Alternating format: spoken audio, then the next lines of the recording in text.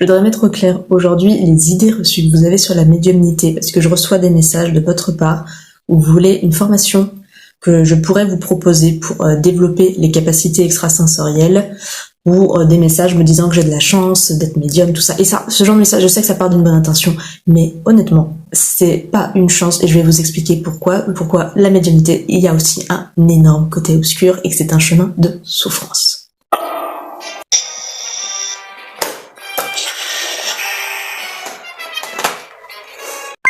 Donc oui, il y a souffrance derrière la médiumnité, parce que il faut savoir que par exemple on rentre en transe n'importe quand, n'importe où, y compris sur le lieu de travail, et que c'est pas forcément évident à gérer, que on a des flashs. Moi j'ai eu un flash la première fois que je suis dans une salle de concert où j'ai senti une odeur de sang, des vaches qui hurlaient parce qu'en fait c'était un ancien abattoir que je ne savais pas, et juste derrière j'ai eu des flashs avec un train, beaucoup de fumée, la langue allemande, des gens qui criaient, qui pleuraient, enfin voilà, c'était un endroit où il y a eu un ramassage de juifs pendant la Seconde Guerre. C'est aussi être réveillé la nuit par des défunts qui viennent nous extirper physiquement, enfin entre guillemets physiquement, dans une autre dimension. C'est faire des voyages astraux comme ça et ne pas savoir si on va revenir ou pas. C'est aussi être attaqué par des entités quand on a fait des désenvoûtements. Des envoûtements, je précise, pour aider une personne dans le besoin.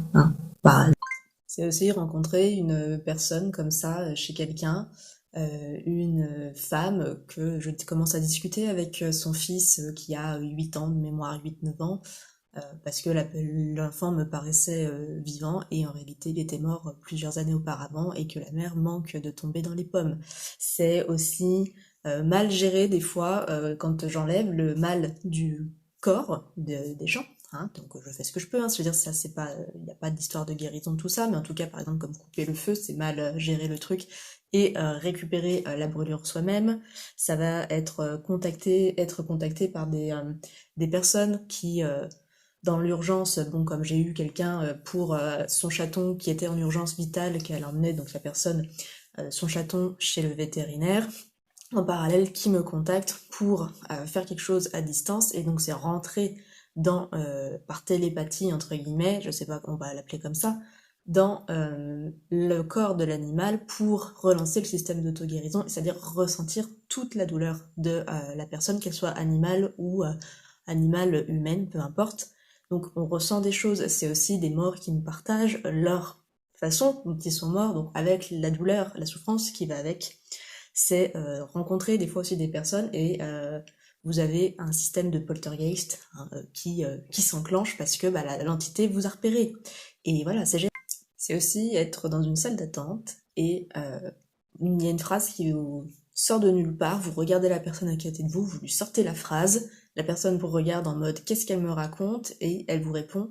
C'est la question que je me posais, je suis venue voir cette personne pour ça, vous m'avez répondu avant que je la rencontre.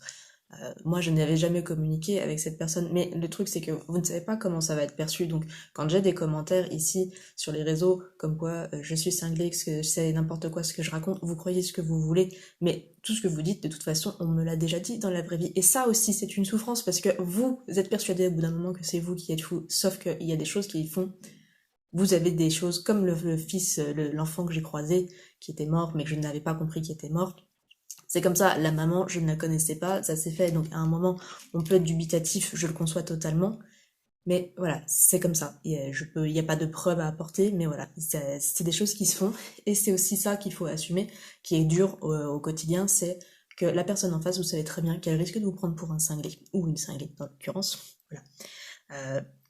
Donc c'est toutes ces petites choses finalement, vous avez l'impression que vous c'est super fun, mais on vous prend pour une cinglée, ça peut mettre en péril des relations, qu'elles soient amicales, qu'elles soient amoureuses, familiales, c'est pas facile à vivre au quotidien, donc oui, j'en parle en mode on me paid up, c'est cool, parce que j'en rigole que aujourd'hui ça va bien, mais ça n'a pas toujours été le cas avec ça. Et encore, je vous parle même pas de tout ce qui est bas astral, que les chrétiens appellent tout ce qui est démon, enfin tout ce qui est démoniaque, tout ça. Voilà, ça je vais pas vous en parler, mais même si je dédiabolise beaucoup, il y a ce côté-là aussi qu'il faut prendre en considération et ça fait flipper. Et moi aussi, encore aujourd'hui, je flippe. Et plus on a peur, plus on est tiré vers le bas au niveau des énergies et plus on attire des choses qui font peur et ça peut vous faire péter un câble au sens propre. Donc, maintenant, je veux bien vous faire une formation avec mon expérience. Mais ça ne remplacera jamais une expérience. Il faut bien vous dire qu'il y a des gens, même si tout le monde a la capacité d'être médium, parce qu'on l'est tous, comme je vous l'ai déjà expliqué dans un épisode de podcast, il y a des niveaux et il y a des vocations. Moi, je sais que par rapport à mes anciennes vies, les vies antérieures, donc oui, d'ailleurs, elle est encore plus perché que je pensais, peu importe, on s'en fout, c'est ma vocation depuis plusieurs vies d'être sur ce chemin-là. Donc, moi, je suis comme ça. Les premiers souvenirs dans cette vie-là, c'est à mes 5 ans que ça s'est fait. Donc, j'ai déjà pas mal d'expérience avec ça. C'est pas fini, je suis que sur le chemin. Mais c'est mon chemin, ce n'est pas le vôtre. Donc, je veux bien vous apprendre à vous protéger, à découvrir tout en douceur. C'est des petites choses subtiles, mais rien déclenché. Parce que c'est pas... Parce que c'est dur. Donc, la seule question que je vais vous poser, c'est est-ce que tu es prêt, toi, à vivre tout ce que j'ai vécu pour être médium? Donc voilà, faites attention avec les formations de médiumnité parce que comme dans tout ce qui est spirituel, il y a des choses qui vont pas. Donc vraiment posez-vous la question que je viens de vous poser parce que c'est essentiel et faites pas attention à tout ce que j'appelle la fausse lumière. Je en ferai un épisode de podcast pour vous expliquer ce que c'est. Et puis pour nous soutenir, Darky et moi, sur ces petites vidéos que je vous fais au quotidien, mettez-moi un like, mettez-moi un commentaire, partagez à quelqu'un qui en aurait besoin. Parce que c'est pas facile de prendre la parole sur ce sujet à visage découvert, parce que je vais me faire lyncher par des détracteurs, je m'en fous, c'est comme ça, je vais me faire adorer peut-être par d'autres personnes, ça arrive aussi. En tout cas, c'est un sujet clivant, mais juste parce que j'ai une sacrée paire d'ovaires, s'il vous plaît, soutenez-moi, likez-moi.